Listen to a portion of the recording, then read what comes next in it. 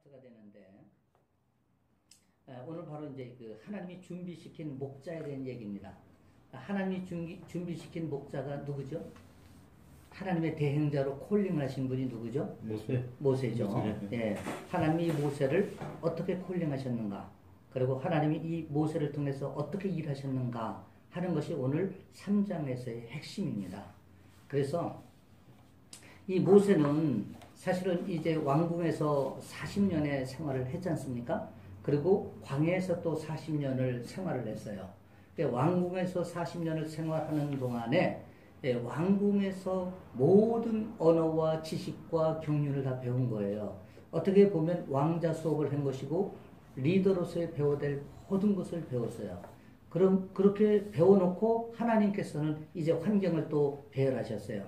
뭐 어떤 환경을 배열하셨냐면은 모세가 살인사건에 연루되게 이렇게 환경을 배열하셨어요. 그것도 이따 배우겠지만은 모세가 자라는 동안에 어머니로부터 젖을 먹고 자라는 동안 이렇게 가치관과 사명의식에 대한 그런 잠재의식의 교육 속에 자랐기 때문에 이제 민족을 생각하는 그런 단계에 접어드는 거예요. 그래서 자기 민족을 학대하고 억압하는 그런 애굽 사람을 봤을 때 분노가 일어서 살인사건을 저지르게 됩니다. 그래서 이제 미디안 광야로 이것이 발각됨으로 인해서 도망을 가게 되는데 그것이 이제 광야 40년에 하나님이 예비한 또 하나의 훈련 과정입니다. 그럼 하나님께서는 모세를 왜 이렇게 40년을 교육시킨 것도 부족해서 또 40년을 교육을 시켰겠는가? 그러면 이 광야 40년의 이 훈련 과정은 바로 주권 이양의 훈련인 거예요.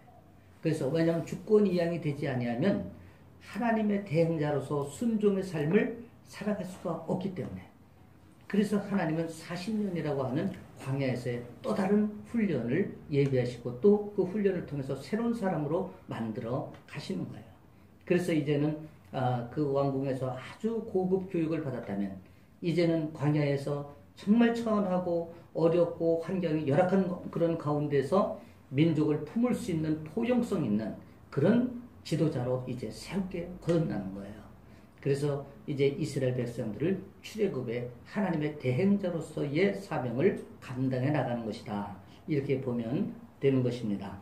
그래서 이 모세를 이제 나일강에 버려서 그 버린 모세를 이제 공주가 목욕하러 나갔다가 건졌지 않습니까? 그때 이제 그 어머니가 유모로 그게 들어가게 되잖아요. 그러면서 그 아이에게 젖을 먹이면서도 계속 너는 히브리인이야 이런 교육을 늘 시킨 거예요. 그리고 또 하나님의 말씀을 이렇게 구전으로다가 이렇게 태교를 하면서 또 이게 자라는 아이에게도 계속 이제 그 교육을 시키면서 그런 잠재의식 속에 민족의식이 고취되어 나갈 수 있도록 그렇게 했다. 그런 것을 이제 우리가 알 수가 있고 또 이제 하나님께서 오늘 이제 모세를 부르셨잖아요. 예, 부르셨는데 모세에게 세 가지 표적을 이제 출애굽에 보시면 다 나오지만 표적을 이렇게 나타나도록 했어요. 첫 번째가 뭐냐면은 모세가 갖고 있는 지팡이를 던져보라고 했지 않습니까? 그렇죠? 그랬더니 뱀이 됐고 다시 잡으라 했는데 다시 잡으니까 지팡이가 됐어요.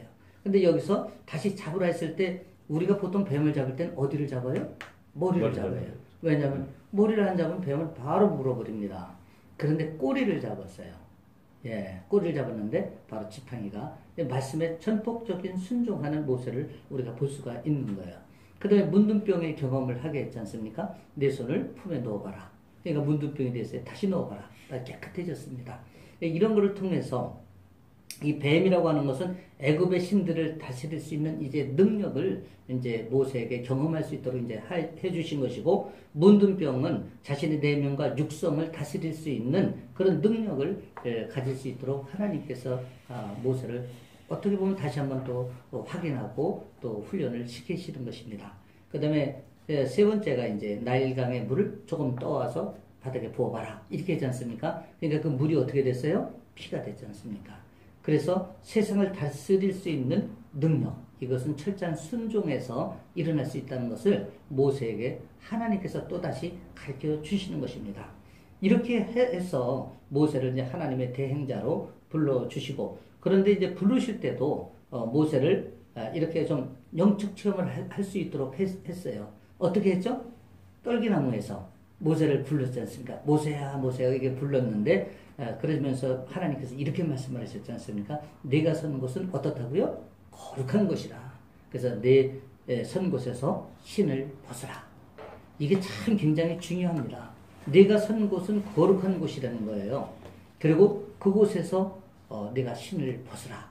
근데 전에도 말씀드렸지만은 신을 벗는다는 것은 결코 쉬운 일이 아니에요. 왜 그렇죠? 중동이라는 나라는 정말 가시덤불과 전갈이 그냥 득실득실 하는 나라예요. 거기서 신을 벗으라고 했을 때 선뜻 벗을 수 있는 사람이 없습니다. 이건 생명을 내놓는 거나 다름이 없어요. 이 얘기는 뭐냐면 모세가 전폭적으로 하나님 말씀에 순종하는 거예요. 이것은 주권이 이양된 사람만이 이런 순종을 할 수 있는 거예요. 주권이 이양되지 않으면 이런 순종을 할 수가 없는 거예요.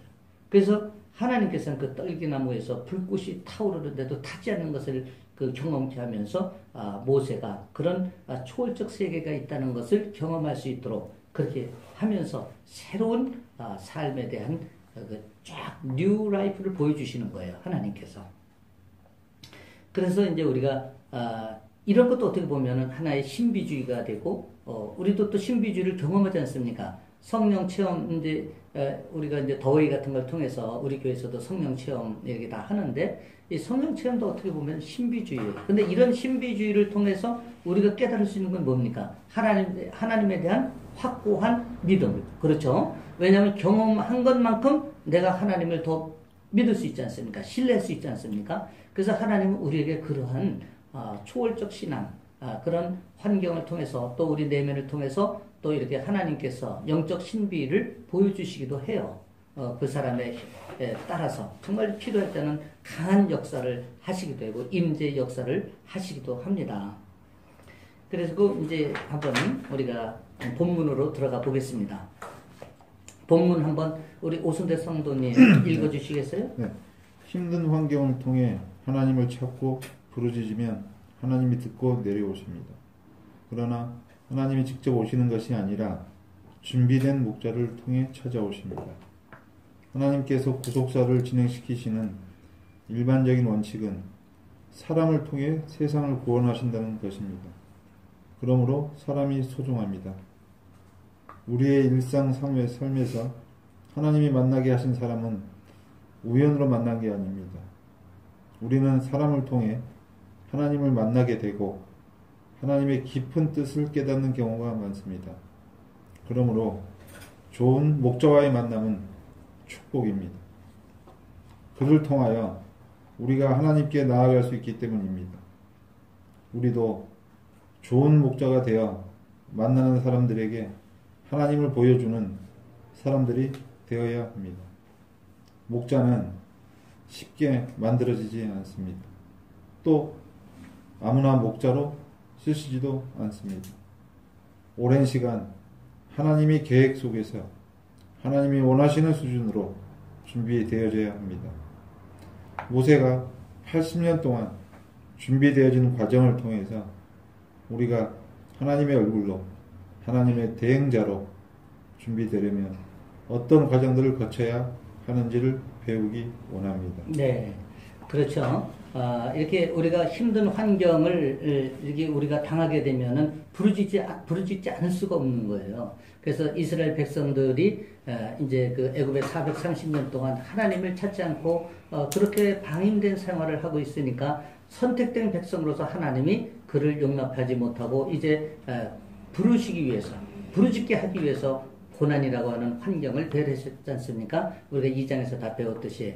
그래서 우리가 그런 고난이 왔을 때는 우리가 하나님을 부르짖으며 찾을 수밖에 없는 거예요. 왜냐하면 저도 그렇게 고난이 왔을 때 정말 하나님 앞에 무릎을 꿇게 되더라고요. 무릎을 꿇는다는 게 하나님 앞에 두 손을 들고 항복하는 거예요.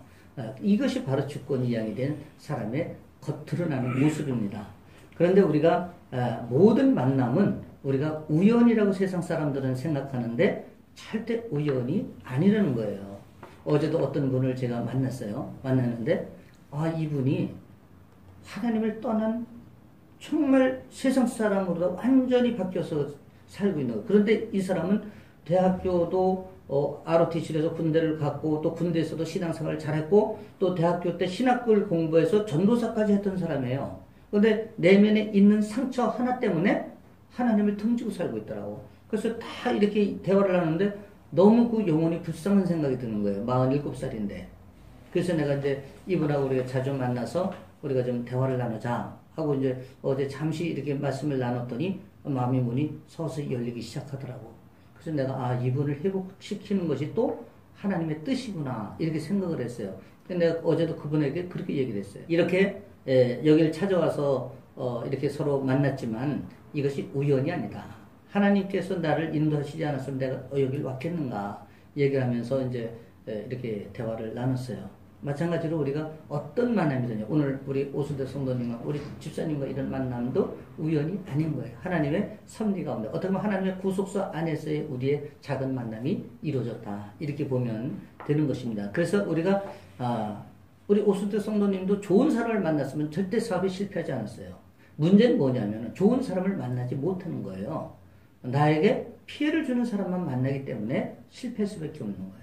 그래서 저는 이 만남에 대해서 기도해요. 하나님, 좋은 사람, 정말 믿음의 사람을 만나게 해달라고 항상 내가 이렇게 기도를 합니다. 그래서 하나님이 맺어주는 그 인연과 우리가 잘 이렇게 연합을 하면 이것이 좋은 열매로 갈 수가 있는 거예요. 그런데 세상에서 그냥 우리가 세상적 가치관으로 만나는 사람들은 서로의 목적이 이용하려는 데 있어요. 자기의 이익을 추구하는 데 있어요. 그렇기 때문에 그 만남이라고 하는 것은 항상 끝이 좋지 않는 경우가 허다하다. 이렇게 우리가 생각할 수가 있는 것입니다. 그래서 우리가 정말 우연이 아닌 이 하나님의 섭리 가운데 그 만남이 그래서 축복이 되는 것이다. 그래서 교회도 마찬가지입니다. 좋은 교회. 좋은 교회라는 게 건강한 교회예요. 건물이 화려한 교회가 좋은 교회가 아니고 성도가 많은 교회가 좋은 교회가 아니에요. 정말 작은 교회라도 거기서 하나님의 임재 역사가 일어나고 정말 하나님의 사람들이 건강하게 공동체를 이뤄나가는 그 교회가 바로 귀하고 복된 공동체가 되는 거예요. 예, 그래서 우리가 그런 것을 알고 교회를 선택하는 것도 우리가 영적 분별력을 가져야 되는 것입니다. 그래서 하나님께서는 이렇게 준비된 사람들을 우리는 목자의 대행자로 우리가 불러서 우리를 사용하시는 거예요. 우리는 작은 목자예요.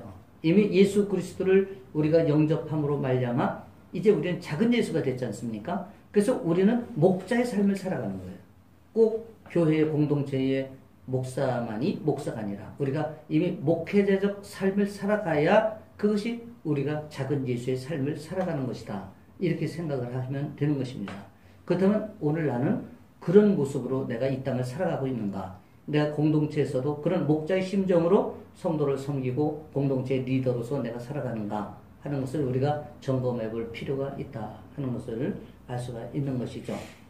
근데 이제 하나님께서는 이 목자로서의 준비를 하는 과정을 이렇게 보면은 첫 번째 보면은 모세의 부모 아므람과 요게벳이 결혼할 때 서로가 찾았던 결혼 조건이 있었습니다. 이거 출애굽 2장 1절을 찾아보셨으면 알 수 있는데 이렇게 말씀을 하고 있어요. 레위 가족 중 한 사람이 가서 레위 여자에게 장가 들어 이렇게 나옵니다. 2장 1절의 말씀이 이 말은 무슨 뜻이죠? 무엇을 중시한다는 거예요, 우리 찰사님? 제사, 예배, 혈통. 하는 거예요? 혈통? 예. 레위 족속. 예, 이 레위 지파, 이 레위 족속이 뭐 하는 그 지파냐면은 제사와 성막을 담당하는 거예요. 그러니까 이건 아주 거룩한 직분 아닙니까? 그렇죠? 예, 이건 하나님께서 레위 지파를 구별하셨어요.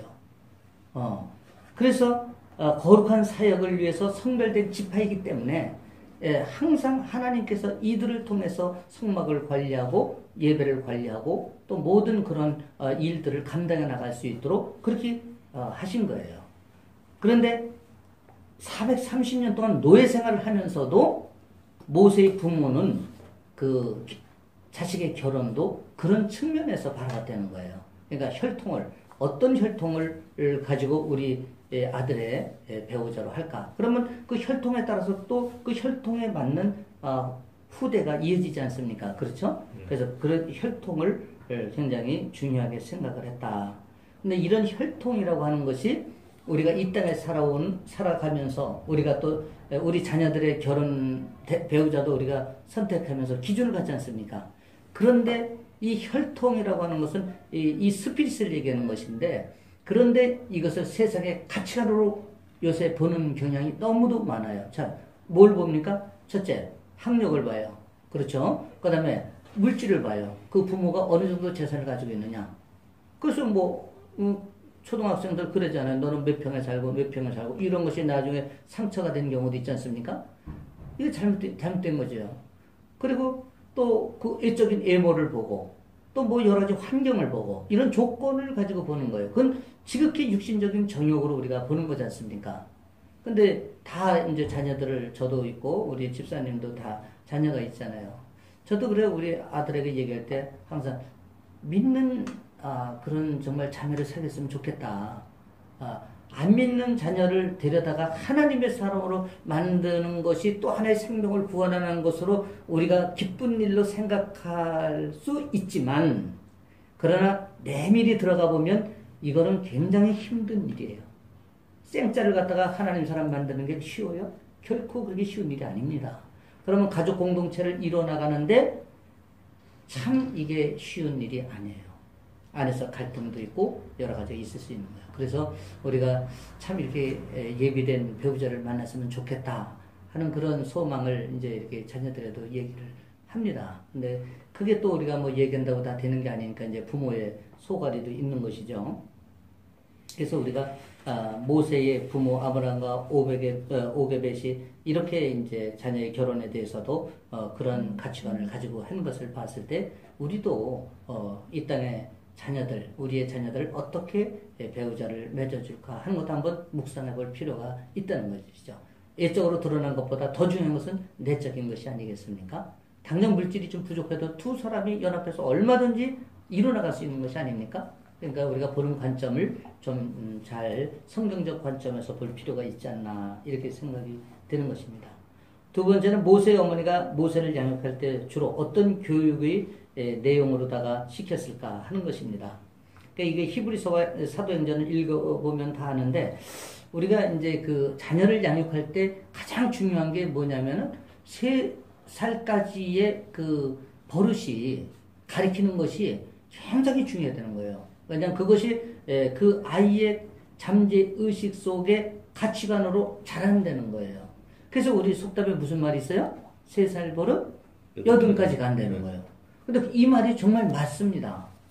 버릇없이 키운 아이가 애아들이라고 옹영화하면서 온갖 다 들어주면서 키운 아이가 보면 성년이 돼서도 버릇이 없어요. 그 밖에 나가서 공동체에서 잘 어울리질 못합니다. 그런 경우가 우리 흔히 보거든요. 그래서 이게 3살 때까지가 굉장히 중요하다, 그렇게 얘기를 하더라고요. 근데 성경에서도 마찬가지로 이게 어렸을 때 이게 굉장히 중요하다, 이렇게 보는 거예요. 근데 이제 모세 같은 경우는 이렇게 날강에서 바로의 공주가 건져냈을 때, 그때부터 자기 유모가 어머니였잖아요.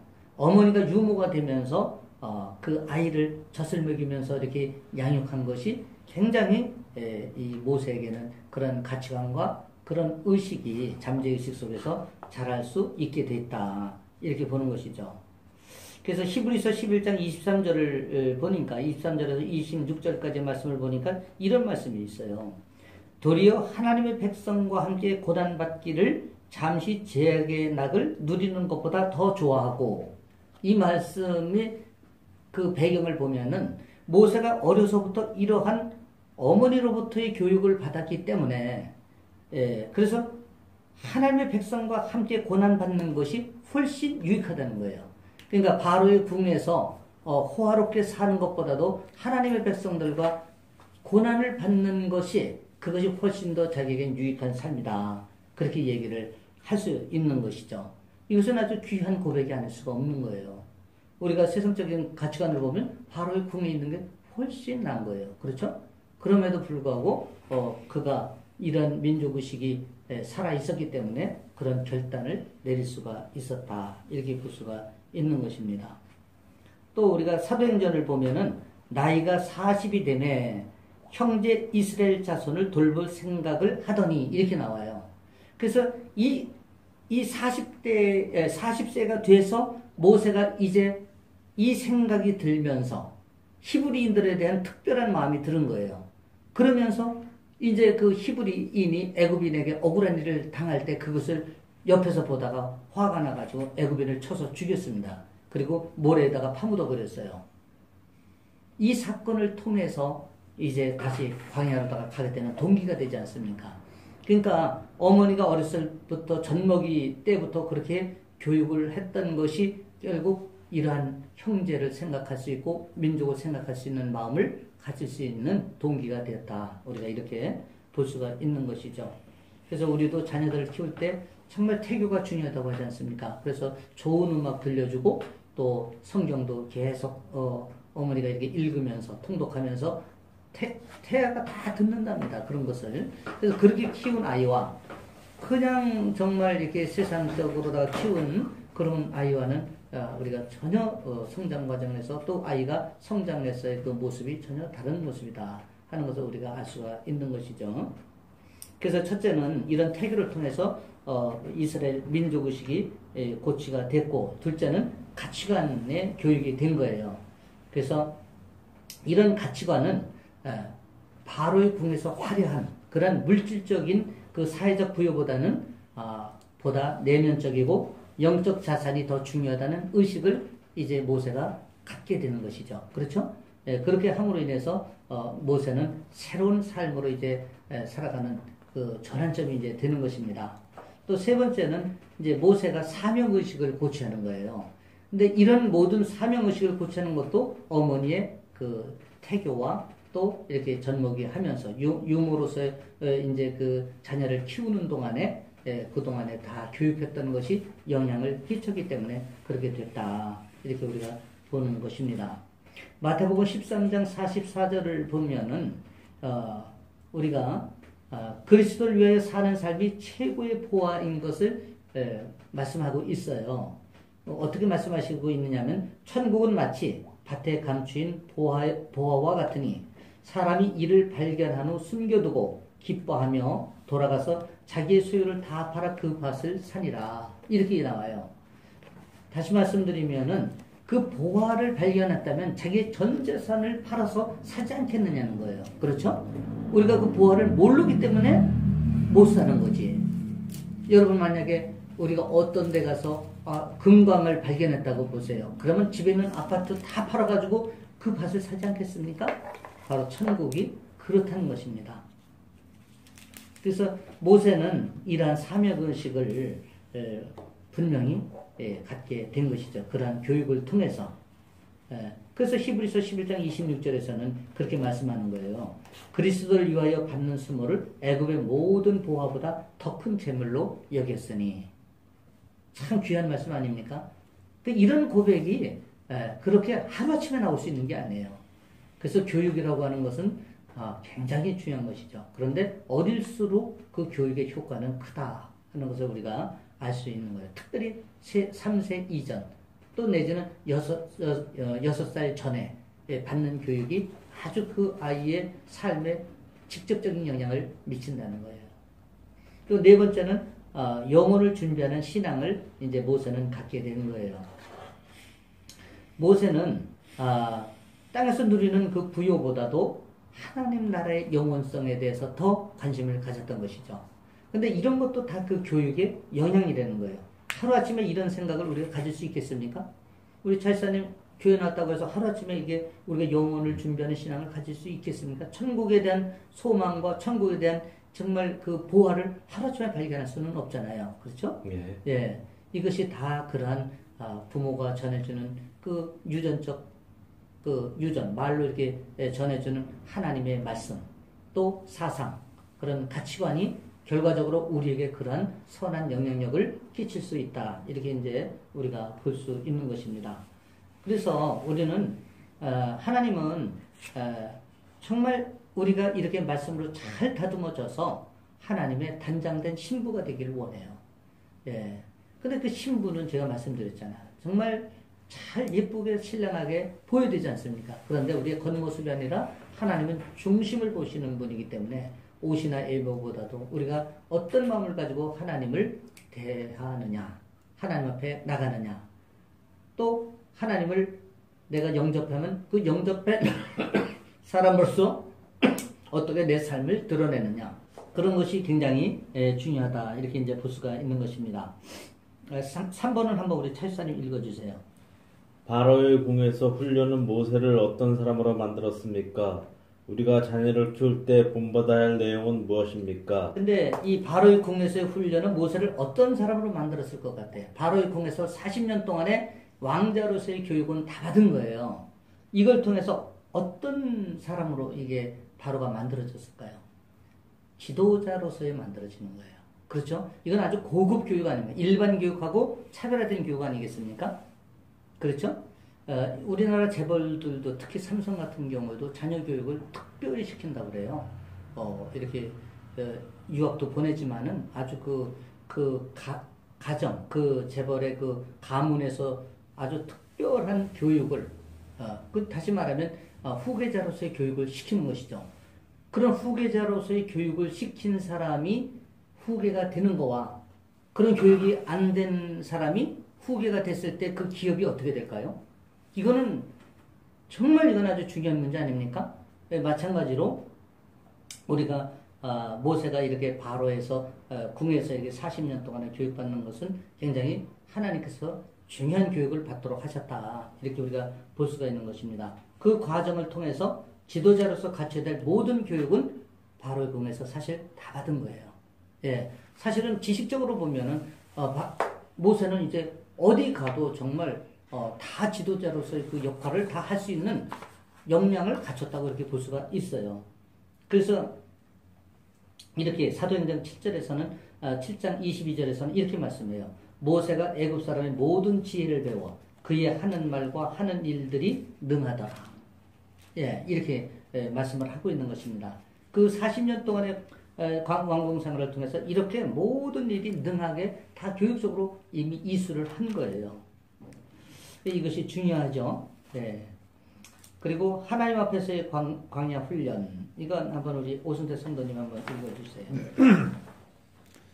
모세는 바로의 궁, 왕립 학교에서 경영을 배우고 리더십을 배웠습니다. 그러나 하나님은 모세를 광야로 보내 40년간 더 훈련시키셨습니다. 세상적인 자질만 가지고는 하나님이 쓰실 수 없습니다. 광야에서 모세는 철저히 버려지고 홀로 외롭게 지내면서 하나님께 집중하는 훈련, 자기를 내려놓는 훈련을 하게 됩니다. 그 훈련을 통해 그 잘난 사람이 철저히 깨트려져서 아무것도 자랑할 수 없는 겸손한 사람으로 다듬어집니다. 네, 다 읽으셨죠? 네. 네, 그래서 우리가 광야는 정말 이게 하나님이 특별하게 세우신 학교입니다. 그래서 이 광야 학교를 가면 이렇게 철저히 자기 자신을 버려지는 훈련이 되는 거예요. 근데 이 광야를 가지 않고 세상에서는 이 훈련이 안 됩니다. 근데 이 광야에서만이 주는 아주 특별한 훈련이고 교육인 거예요. 그래서 이 광야에 가면 특징이 뭐냐면 하나님께 집중할 수 있어요. 그리고 자기를 내려놓을 수밖에 없는 거예요. 왜냐하면 내 힘으로 다 해봐도 안 되는 것을 깨달으니까. 우리 오순대 성도님 내 힘으로 해보니까 돼요, 안 돼요? 안 됩니다. 안 되죠. 네. 저도 내 힘으로 세계를 제패하려고 하는 야망을 가졌어요. 그래서 무공해 스틸포를 개발해서 그것을 특허 출원해서 대우그룹 세계물산하고 합작계획을 해서 안성에다 3,000평 규모에다가 공장을 건축하고, 그때는요, 야, 이제는 나는 됐다. 나는 정말 이제는 성공, 아직 확신이 들었어요. 그런데 개발자가 3개월도 안 돼서 교통사고로 죽으리라고 누가 생각을 했어요? 근데 이렇게 내 힘으로 다 될 것 같았지만 안 되는 거예요. 그래서 그러니까 내 힘으로 안 되니까 어떻게 합니까? 내려놓을 수밖에 없는 거잖아요, 주사님. 그죠? 예, 이런 훈련이 광야에서밖에 안 되는 거예요. 그래서 이 광야는 철저히 자기를 내려놓는 훈련이다. 다시 말씀드리면 철저히 자기를 내려놓는다는 것은 주권을 철저히 이양하는 훈련을 하고 있다. 이렇게 보시면 되는 거예요. 여기 보시면은 철저히 깨트려져 이런 말이 나오죠. 하단에. 이것이 뭐냐면 깨트려진다는 것은 말씀으로 길들여진다는 거예요. 이게 깨트려지지 않으면 말씀으로 길들여질 수가 없는 거예요. 그리고 아무것도 자랑할 수 없는 겸손한 사람으로 다듬어졌다. 이렇게 얘기하지 않습니까? 다시 말씀드리면 온유한 사람으로 만들어졌다는 거예요. 다시 우리가 종합적으로 말씀드리면은 말씀으로 길들여졌기 때문에 온유한 사람이 됐다. 민수기 12장 3절의 말씀이 이루어지는 거예요. 그렇죠? 그러니까 광야가 아픔과 고통과 이것만 생각할 것은 아니죠. 굉장히 우리에게 유익하고 새로운 삶으로 터닝포인트 시켜주는 아주 전환점이 되는 거예요. 그런데 광야 있는 동안은 아파요. 분명히. 아프시죠? 네. 예, 눈물 흘리셨죠? 네. 그 눈물이 바로 철저히 자신을 깨트려지고 또 겸손한 사람으로 만들어져서 겸손한 사람으로 온유한 사람으로 이제 전환되는 거예요. 그래서 온유한자가 어떻게 된다고요? 땅을 기업으로 받는 거예요. 이 땅은 하늘의 기업과 땅의 기업을 포함하는 것입니다. 그래서 이 하나님은 분명히 약속하셨어요. 온유한 자에게 땅을 기업으로 준다고. 예, 그런데 이 온유한 자가 세상적으로도 보면 성품이 좋은 사람이 원만하게 살고 또 자기 복을 차버리지 않지 않습니까? 그죠? 예, 그래서 우리가 특별히 이게 성경적 온유한 사람은 하나님이 축복하지 않을 수가 없는 거예요. 그래서 인기보다는 우리가 인격이 중요하다 이렇게 보죠. 사람이 근데 이 인기를 좋아합니다. 우리 교회에서도 이렇게 보면 인정받기 좋아해서 자기를 드러내려고 하고 자기 의를 드러내고 자기 자랑을 하고 자기 학벌을 자랑하고 은근히 자기 학벌을 자랑하고 이런 분들이 있어요. 근데 또 많은 분들이 거기에 현혹되어 가지고 넘어가는 분들이 있어요. 그래서 그 사람의 스펙을 보고 그 사람의 믿음을 평가하려고 해요. 맞습니까? 맞아요? 어떻습니까, 지사님? 글쎄요, 저는 그렇게 생각 안 하고. 안 하죠? 네. 그런데 이게 뭐냐면 교회 안에 공동체도 세상의 가치관이 들어와 있기 때문에 그런 거예요.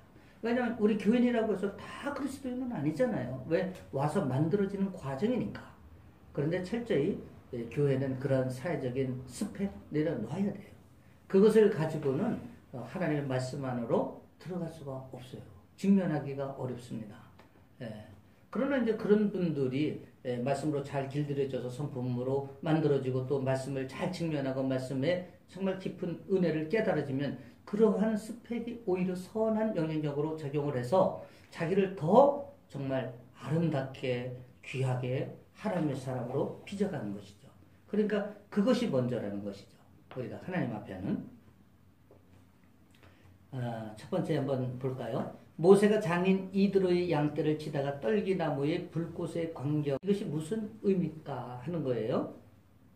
떨기나무에서 불꽃의 광경을 봤다는 것입니다. 이 떨기나무의 불꽃의 광경이라는 것은 하나님의 본성을 얘기하는 거예요. 네, 하나님은 이 불꽃 같은 눈으로 지금 우리를 이 시간에도 우리를 지켜보고 계셔요. 지금 우리가 강의하는 이 시간에도 하나님은 불꽃 같은 눈으로 우리를 바라보고 계시는 거예요. 근데 이 불꽃 같은 이 하나님의 그 임재의 현상, 이것이 모세에게는 영적인 하나의 좋은 계기가 되는 거예요. 이 경험을 통해서 모세가 하나님과의 관계가 더 신뢰의 관계로 가고 믿음이 더 장성할 수 있는 계기가 되는 것입니다. 근데 이 떨기나무는 이게 떨기나무는 이스라엘을 상징한다고 그래요. 왜 그럴까요? 이 떨기나무가 뭔데 이스라엘을 상징한다고 그럴까요? 이 떨기나무는 저도 중동에 근무를 해봤지만은 이거 아무짝에도 쓸데없는 나무예요. 그냥 여기 어떻게 보면 가시가 뾰족뾰족 나와가지고 손 잘못하면 이게 찔립니다. 그러니까 이거 아무짝에도 쓸데없는 이 나무인데 이 떨기나무가 이스라엘을 상징한다는 거예요. 다시 말씀드리면 너 이스라엘이 이런 사람이 되는 거예요. 이렇게 정말 쓸데없는 나무와 같은 존재라는 거예요. 예. 그래서 하나님께서는 이런 떨기나무 하나도 이런 영적 의미를 부여해서 거기서 하나님의 불꽃 같은 영으로 임하시는 것입니다. 또 타오르는 불꽃은 무엇을 우리가 의미한다고 볼 수 있을까요? 타오르는 불꽃. 이스라엘 백성들이 애굽 430년 동안의 그 고난이 바로 이런 타오르는 불꽃 같은 고난이라는 거예요. 사실 우리가 입장을 바꿔봐도 얼마나 그 참 큰 고난일까. 이게 중노동도 중노동이지만은 자기 자식을 낳으면 다 아들이면 죽이고 또 그것도 안 되니까 그냥 날강에 막 버리고 학살을 하고 이런 것을 우리가 보면 가슴이 찢어지는 그런 고통 아니겠습니까?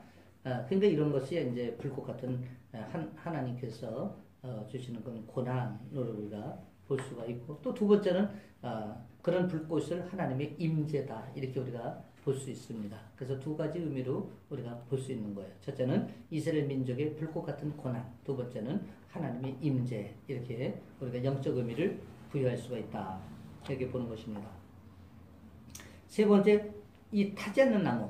그런데 이게 떨기나무에 막 불이 이렇게 타오르는데도 불구하고 이게 타지를 않는 거예요.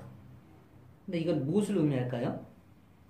한번 그냥 상식적으로 한번 생각해 보셔요. 이게 뭘 의미할까요? 이스라엘 민족은 지금 2000년 동안 엄청난 그 고난을 당했잖아요. 디아스포라가 돼서 사실은 나라도 없이 살았잖아요. 그죠? 네. 그런데 이 민족이 없어졌습니까? 안 없어졌어요. 예, 이런 영적 의미가 있는 거예요. 예, 나라가 없이 그렇게 살아도 이 민족이 존재했고, 이제는 이스라엘이 한 국가로서 이제 또, 존재하고, 지금 뭐 각 흩어졌던 그 지파, 12지파가 이제 들어오기 시작한답니다. 러시아에서도 좀 들어오고 있고, 그래서 이스라엘이 다시, 이제 세워지는 그런 과정을 우리가 볼 수가 있는 것이죠. 다시 말씀드리면, 이 타지 않는 나무는 그런 이스라엘 민족이 불꽃 같은 고난을 겪었음에도 불구하고, 없어지지 아니하고 번성하고 건재했다.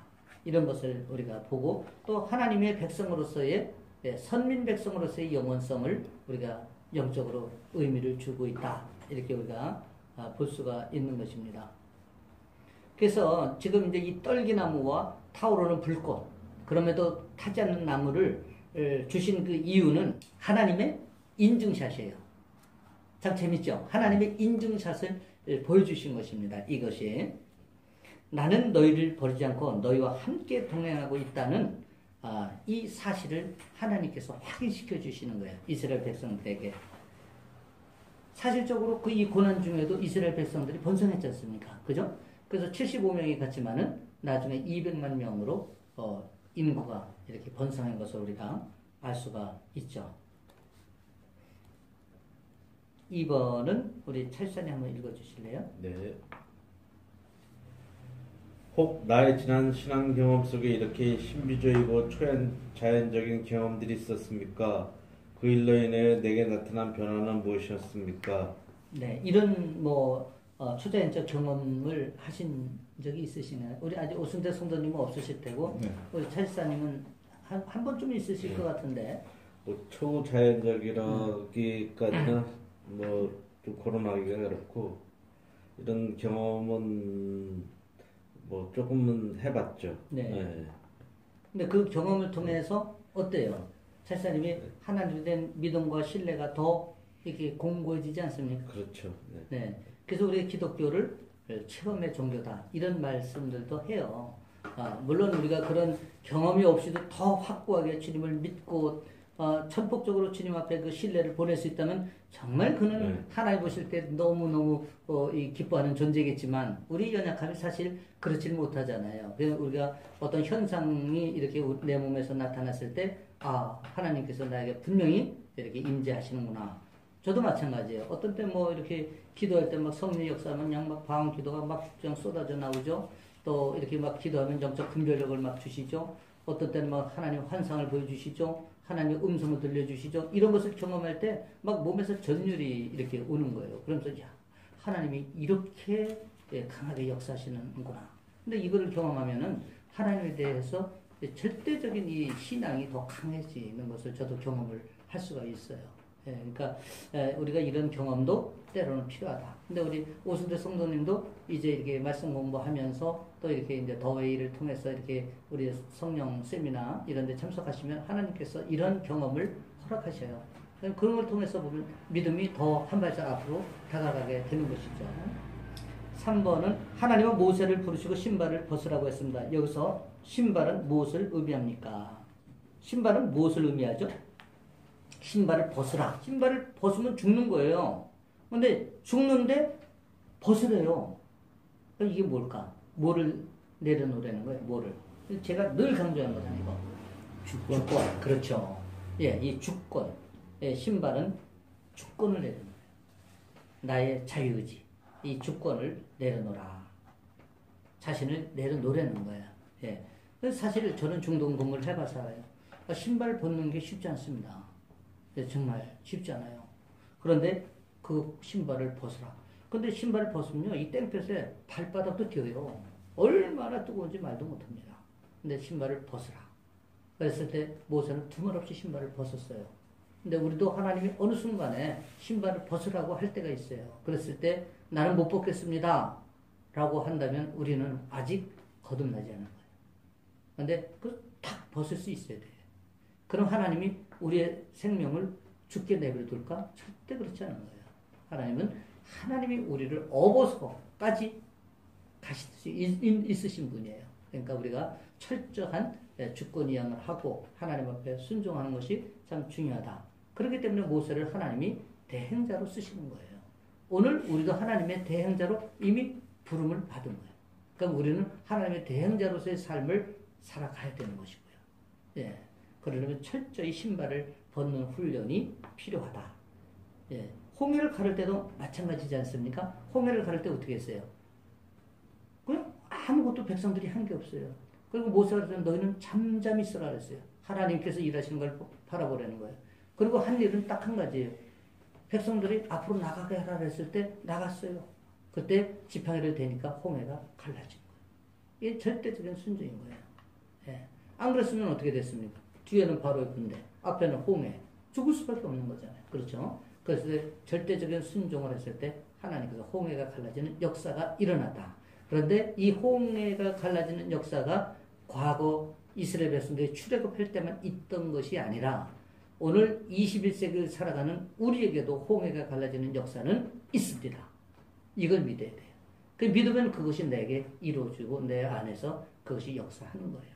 내 삶의 홍해가 갈라지는 역사가 일어나야 돼요. 우리 오순대 성도님. 내 안에서 홍해가 갈라지는 역사가 일어나야 돼요. 예. 그것이 중요합니다. 근데 우리가 새가족반에서 배웠지 않습니까? 탕자 아들이 돌아왔을 때 손에 가락지를 끼워주고 또 새 옷을 입히고 그리고 신을 신겨줬지 않습니까? 그렇죠? 네. 근데 우리가 경계해야 될 부분이 있어요. 예, 이 신이라고 하는 것은 신분도 의미하지만 오늘같이 내 주권을 내려놓는 것도 의미하는 거예요. 그런데 경계를 해야 될 부분은 뭐냐면 신을 신기어 주었다고 내가 하나님의 자리에 앉으면 안 돼. 근데 신을 신기어 주면 내가 잘난 줄 알고 하나님의 자리에 앉으려. 왕의 보좌는 오직 예수 그리스도만 앉아야 되는 거예요. 근데 내가 앉으려고 그래. 이거 안 할 것 같죠? 그렇게 돼요. 웁줄해가지고 자기가 그 보좌에 앉으려고 그래. 근데 이거는 우리가 상당히 경계해야 될 부분이다 하는 것을 우리가 이렇게 말씀을 통해서 우리가 한 번쯤 짚고 넘어가야 됩니다. 하나님을 대행하는 사역. 첫 번째, 바로 앞에 모세를 세울 때 하나님은 모세에게 어떤 권위를 부여하시겠다고 약속하셨습니까? 이게 이제 출애굽기 7장 1절에서도 나오고 요한복음 10장 34절에서도 나오고 여호수아 3장 7절에서도 이렇게 나옵니다. 뭐냐면 말씀을 볼까? 요한복음에서는 이렇게 말씀하셔요. 하나님의 말씀을 받은 자를 신이라 이렇게 칭한다는 거예요. 네. 또 여호수아에서는 이렇게 또 말씀하셔요. 모세와 함께 있었던 것 같이 여호수아와도 함께 하시겠다. 하나님께서 여호수아와 함께 하시겠다는 거예요. 또 출애굽기 7장 1절에서는 뭐라고 말씀하시냐면 내가 너를 바로에게 신같이 되게 하였은즉 이렇게 말씀을 하셔요. 다시 말씀드리면 하나님께서 모세를 세울 때는 신같이 하시겠다. 신같이. 하나님의 대행자로 우리를 불렀잖아요. 하나님이 모세를 이미 하나님의 대행자로 쓰시겠다고 불렀지 않습니까? 그렇죠? 그런데 대행자로 세우실 때 이게 중요해요. 여기 보면 세울 때는 하나님은 신같이 하시겠다는 거예요. 이건 모세에게 뿐만이 아니라 오늘 우리에게도 동일한 거예요.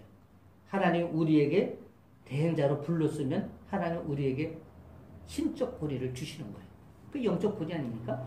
그래서 이렇게 정말 리더로 세움을 받으신 분들, 여러분들 리더가 우습게 리더를 생각하는 분들이 있는데 절대 그렇지 않습니다. 왜냐하면 영적 권위와 영적 질서가 분명히 있어요. 근데 하나님께서 예를 들어서 순장으로 세우고 지파장으로 세우고 국장으로 세우고 장로로 세우고 안수 집사 안수 권사로 세울 때는 하나님이 영적 권위를 주시는 거예요. 그런데 이제 어떤 사람은 그 영적 권위를 제대로 인식하지 못하고 자기가 하나님의 대행자로서 삶을 살지 못하니까 그것이 드러나지 않는 것이지 하나님은 주신다는 거예요. 그래서 우리가 오늘 이 땅에 살면서 우리가 지금 신앙생활을 하면서도 하나님의 대행자로 하나님께서 우리를 부르셔서 세우실 때, 이 중요한 건 세우실 때예요. 이미 불러서 리더로 세울 때는 하나님께서 영적 권위를 우리에게 부여해 주신다는 거예요. 근데 그것을 우리가 존중해야 돼요. 그래서 우리가 공동체에서는 이런 영적 질서와 영적 권위를 인정하는 것도 굉장히 중요한 거예요. 그런데 이제 이 사회적 스펙이 좋은 사람이 이걸 인정 안 하려고 그래요. 이해가 되세요? 사회적 스펙이 좋은 사람이 믿음으로 이게 잘 녹아나지 않았을 때 영적 질서를 무시해요. 이런 현상을 주변에서 잘 보십시오. 있습니다. 근데 하나님 절대 그거 기뻐하시지 않는다는 거예요. 예를 들면 뭐 우리 담임 목사보다도 사회적 스펙이 더 좋은 분들 있을까요? 없을까요? 있죠. 분명히. 예. 아니 뭐 사회적으로는 박사도 있고, 최고의 학부를 나온 사람도 있고, 또 뭐 유학 가서 또 더 많은 공부를 해서 온 사람도 있지 않습니까? 나름대로 그 전문가의 최고 아닙니까? 그렇죠? 그렇다고 해서 내가 당신보다 못할 게 뭐가 있어 이렇게 생각을 한다면 이것은 아니라는 거예요. 그 영적 질서 앞에 우리가 순종해야 된다. 그것이 성숙한 그리스도인이에요. 또. 근데 그런 사람을 하나님께서 기뻐하시고 그 삶을 또 축복하셔요. 아멘. 예. 또 그가 하나님을 대신해 펼쳤던 사역들은 무엇입니까? 모세가 이 하나님의 대행자로서 펼쳤던 사역들은 뭐가 있죠? 자, 10가지 재앙이 있죠. 그렇죠? 예, 이 10가지 재앙을 통해서 바로를 항복하게 만들었어요. 이 10가지 재앙은 무엇을 의미할까요?実際 10가지 재앙이 뭘까? 그 10가지가 다 애굽에는 신이에요. 우상이에요. 그래서 하나님께서 우상을 깨트리시는 거예요. 무너뜨리시는 거예요.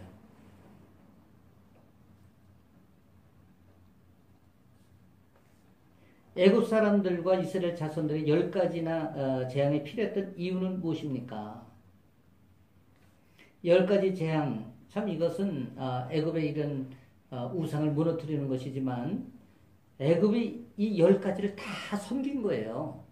예, 심지어 나는 이해가 안 돼요. 뭐 이 개구리나 뭐 이나 뭐 팔이나 이게 뭐 우상이라고 이런 걸 섬겼을까? 근데 하여간 애굽은 뭐든지 이렇게 전부 신으로 섬기는 그런 일종의 토속 시장이 아닐까 그런 생각이 듭니다. 근데 이것을 하나님께서 심판하신 거예요. 이런 우상을 하나님이 가장 싫어하는 게 우상입니다. 그래서 십계명 첫 번째 뭐라 했어요? 나 외에 다른 신을 섬기지 말라. 이렇게 아주 분명하게 율법의 첫 번째 계명으로 하나님께서 명령하셨잖아요. 다시 말씀드리면 그런데 이제 이스라엘 백성들이 400년이 넘는 동안 이러한 신들을 같이 섬기면서 살았던 거예요. 애굽 사람들과 동일하게. 그런 애굽의 문화와 애굽의 그런 샤머니즘이 그냥 이스라엘 백성들에게 젖어들어서 하나님의 백성으로서의 정체성을 잃어버린 거예요. 그렇게 살은 거예요. 그래서 결국 하나님께서 이런 재앙을 통해서 또 이제 고난을 통해서 이제 이스라엘 백성들을 출애굽시키는 거 아닙니까? 그 환경을 배열하셔서. 근데 이 10가지가 뭔지 아세요? 첫째 뭘까요? 피. 네. 나일강물이 네. 피가 되는 겁니다. 두 번째 개구리. 또 세 번째 이. 네, 이. 네 번째 파리. 다섯 번째 가축의 죽음. 예, 돌림병으로. 돌림병. 예, 여섯 번째 악성 종기. 악성 종기. 네. 이 화덕의 재를 하늘에 모세가 뿌리니까 악성 종기가 이게 생겼잖아요. 애굽 전역에. 또 7번째, 우박, 네, 우박이 내렸죠. 8번째, 메뚜기. 메뚜기. 여러분들 그 펄벅의 대지 읽어봤어요? 아, 난 그거 펄벅의 대지를 그 중학교 때도 읽고, 또 이제 나중에도 한 번 더 읽어봤는데, 아, 그 드넓은 그 대지의 모든 곡식이 한순간에 다 없어져 버리지 않습니까? 이 메뚜기 떼에 의해서. 얼마나 이 메뚜기 떼가 그냥 뭐 구름같이 몰리는 거예요. 근데 아마 이때는 그거보다 몇십 배 더 하지 않았겠어. 그럴 것으로 상상이 돼요. 그러니까 남아있는 풀이나 뭐는 다 그냥 갉아먹어 버리는 거예요. 아무것도 살아있을 수가 없는 거죠. 9번째는 3일 동안 흑암이 되는 거예요. 흑암. 볼 수도 없는 겁니다. 그 다음에 이제 10번째가 처음 난 것의 죽음. 첫 것을 이제 하나님께서 치시는 거죠. 사람과 가축.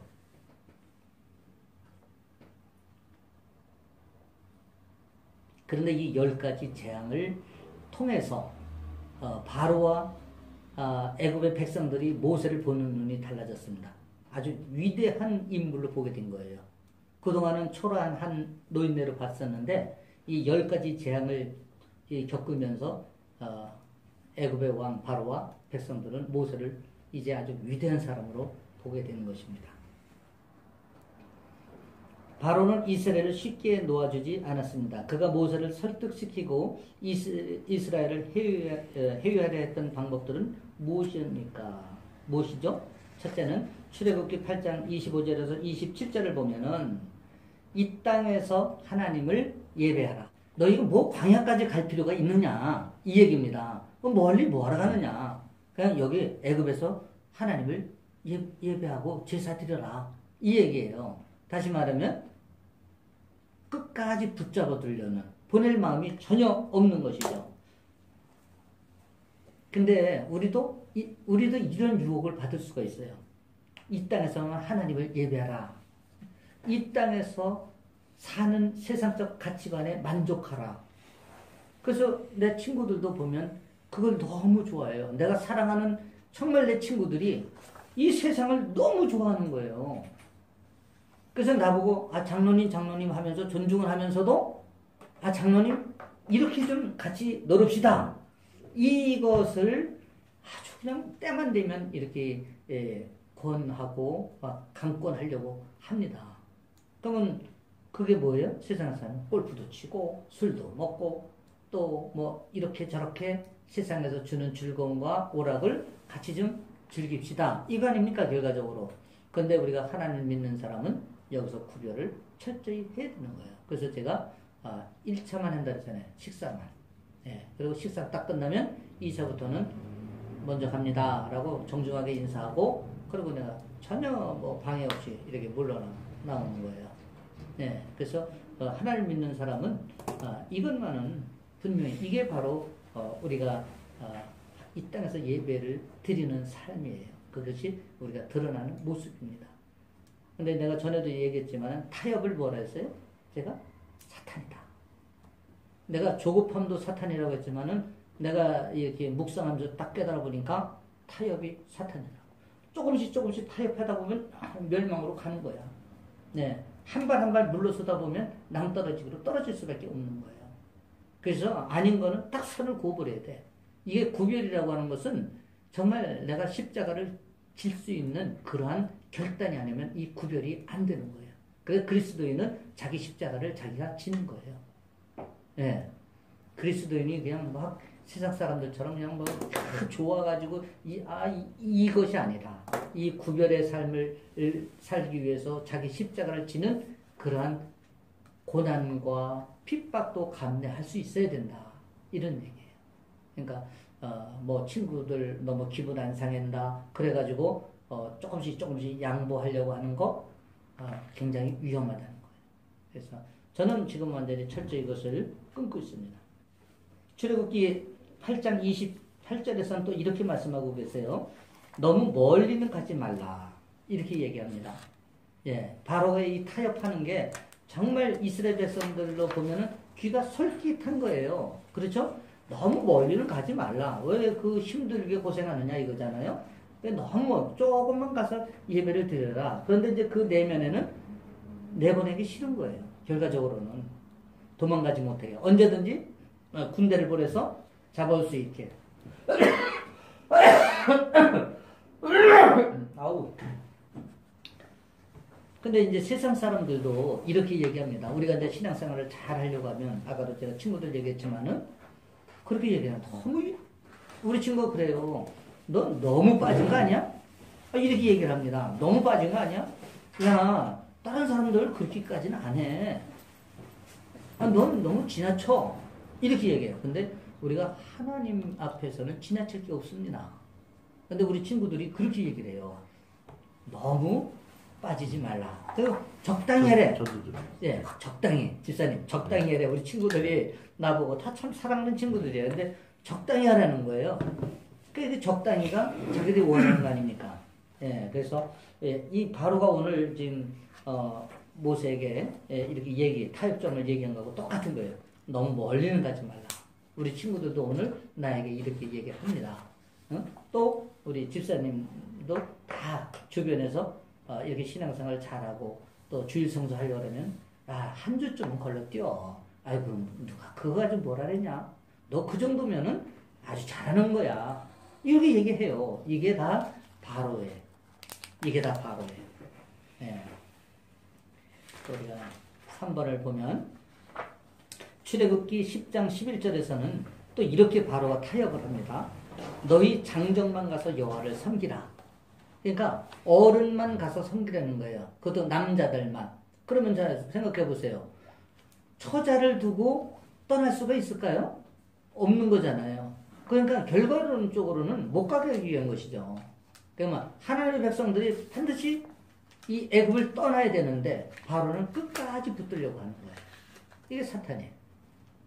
오늘도 우리가 이 땅을 살아가면서도 또 이런 일들이 우리에게 타협으로 유혹으로 다가오는 거예요. 예. 그래서 우리가 이 세상을 살아가면서 철저히 우리가 선을 긋는 것, 이 선을 긋는다는 게 바로 구별된 백성입니다. 예, 구별된 백성으로서 살아가는 것이 하나님의 뜻이에요. 예. 그러니까 하나님 뜻대로만 살면 우리 인생을 하나님이 인도해 가시는 거예요. 결국 어디로? 가나안으로. 예. 그 가나안은 어떤 곳이에요? 젖과 꿀이 흐르는 곳이에요. 그곳으로 우리를 선히 인도해 가시는 거예요. 근데 그것을 우리가 이렇게 순간적으로는 믿음으로 받아들이지만은 내 삶의 환경을 겪다 보면 믿음으로 받아들이지는 못하고 계속 내 생각으로 뭔가를 도모하려고 하는 거 아닙니까? 그렇죠? 예. 근데 내 생각으로 이렇게 도모하는 것은 바람직하지 않은 거예요. 그래서 하나님이 무엇을 원하시는가? 먼저 하나님의 뜻을 구하는 거예요. 그래서 우리가 기도할 때, 지난번에도 설명을 했지만은 그 나라와 의를 구하는 거예요. 다시 말하면 하나님의 나라와 하나님의 의를 구하는 기도가 먼저 고백되어야 되는 거예요. 그랬을 때 하나님은 그리하면이라는 조건이 붙어서 모든 것을 더하여 주시겠다. 이렇게 약속을 하시는 거예요. 그러니까 먼저는 신앙 고백이 제대로 되어줘야 된다 하는 것을 우리가 알 수가 있는 것이죠. 또 출애굽기 10장 24절에서는 이렇게 이제 바로가 얘기를 합니다. 그것도 안 되니까 장정만 가서 여호와를 섬기라 하는 것도 안 되니까 이제 뭐라 그러냐면 양과 소는 남겨두고 사람만 가라. 다시 말하면 재물은 둬라는 거예요. 양과 소는 그 시대에 오늘로 말하면 금은 보화예요. 돈이에요. 다. 그렇죠? 그 당시 화폐 단위가 다 이제 그런 거로 했으니까. 그래서 재물은 두고 사람만 가서 예배를 드려요. 그러면 재물이 결국은 사람의 마음을 붙드는 거예요. 내 마음이 있는 곳에 물질이 있다. 물질이 있는 곳에 내 마음이 있는 거예요. 그렇죠? 우리가 헌금을 해도 우리가 마음이 없으면은 이 헌금을 하는 것이 아까운 마음이 들어요. 그렇죠? 근데 우리가 믿음이 있는 사람들은 기쁨으로다가 물질을 드리는 거예요.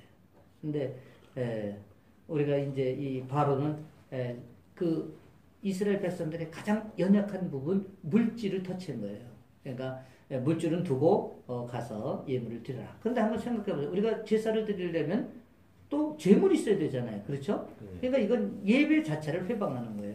어떻게 재물 없이 우리가 빈손으로 예배를 드릴 수가 있겠습니까? 재물은 두고 양과 염소는 두고 가서 제사를 드려라. 똑같은 거예요. 너희 가서 그냥 몸으로만 예배 드리라는 거 아닙니까? 그죠? 근데 하나님은 온전한 재물을 받기를 원하신다는 거예요. 출애굽기 14장 5절에서 9절은 이제 바로가 특별병거 600대와 애굽의 모든 병거로 추격을 합니다. 그렇죠? 이제 바로가 변심을 했어요. 보내고 나니까 억울한 거예요. 이 200만이라고 하는 이 노예를, 이 자산을, 이거를 그냥 보내버리다니. 이 아까운 생각이 확 드는 겁니다. 그래서 이제 맹추격을 하죠. 그것은 이제 백성들에게 두려움을 주어가지고 떠난 것을 이렇게 후회하게 만들기 위한 거예요. 그러니까 막 두렵지 않습니까? 오늘날 말하면 한번 생각해보세요. 북한에서 탱크 600대가 아주 그냥 최신의 탱크가 그냥 우르르 하면서 막 온다고 생각해보죠. 그럼 이 파주 일대가 다 어떻게 될까? 일산 일대가 두려움에 가득 찰 거 아니겠습니까? 그 마찬가지로 이제 이 당시에 이제 특별병거, 철병거라고 하는데 이 철병거라고 하는 것은 이 철기 문화가 이게 적용된 거기 때문에 아주 이건 우수한 병기가 되는 거예요. 그래서 이것을 가지고 추격하니까 백성들이 이제 두려움을 통해서 돌아오게 하려고 이제 그렇게 한 것이죠. 우리가 이 땅 살아가면서도 이렇게 어떤 부분에서는 세상에 이 사탄이 두려움으로 우리를 예배를 해방하는 경우가 있어요. 근데 이제 두려움뿐만이 아니라 미혹의 영으로 우리를 예배를 회방하는 경우가 더 많죠. 어떻게 보면은 싹 달콤한 걸로 꼬셔가지고 이렇게 우리가 예배를 드리는 것을 건너뛰게 한다든가 또 회방하게 한다든가 이렇게 해서 근데 우리가 영적으로 분별을 잘 해야 됩니다. 그래서 내가 조금 몸이 피곤하고 좀 내가 이번은 예배를 좀 건너뛰고 싶다 이런 마음이 들을 때 얼른 기도하셔요. 하나님 이 마음을 물리쳐 주시옵소서. 이렇게. 저는 열이 펄펄 끓고 막 기침이 엄청 심해가지고 도저히 교회 나오기가 어려운 상황이 있었던 적이 여러 번 있었어요. 그랬는데 담대히 이제 내가 예배를 나오고 사역을 감당할 때 이게 열병이 사라지더라고요. 그래서 저는 그런 신비한 체험을 많이 했습니다. 우리가 오늘 바로가 오늘 여러 번 이제 우리 유혹을 했지 않습니까? 이 땅에서만 예배를 해라. 그러니까 결국 떠나지 못하게 하고 또 너무 멀리는 가지 말라. 또 장정만 가라. 또 양과 소는 두고 가라. 그리고 이제 마지막에는 추격군을 보내가지고 이렇게 두려움을 줘서 그래서까지 잡으려고 했지 않습니까? 근데 우리가 신앙생활 하는데 여전히 이러한 부분이 바로가 우리를 해방하고 있다는 사실이에요. 우리 예배를 어떻게 하면 해방할까? 어떻게 하면 우리가 예배를 드리지 못할까? 이것을 바로는 오늘도 일하고 있어요. 우리 주변에서. 그럴 때 영적 분별력을 가지고 과감히 결단하고. 심지어 이런 경우도 있어요. 주일날 예배 가려고 하는데 마누라가 바가지를 긁어. 그렇죠? 그러면 속에서 옛사람이 작용을 해. 여기 아담이 있잖아. 그지? 요 아담이 작용을 해. 그래가지고, 너 그래? 나 오늘 교회 안 가! 탁! 책을 놓게 만드는. 이랬을 때 이게 바로예요. 그런데 이것을 영적으로 탁 물리치고, 내가 그럼에도 승리하리라 하고 주일에 와서 하나님 앞에 예배를 온전히 드렸을 때 승리하는 거예요. 그랬을 때 결국 돌아가 보면 아내도 잠잠한 거예요. 근데 아내가 그 안에 바로가 들어가서 회방하는 거거든. 그거. 근데 우리가 그런 것을 영적으로 잘 분별을 해야 된다. 하는 거예요. 우리 주변에 살다 보면 이런 바로가 많이 있습니다. 오늘도 존재하고 있고 또 주변 환경에서도 존재하고 있습니다. 그래서 그럴 때는 결단을 분명하게 하고 구별을 탁 짓는 거예요.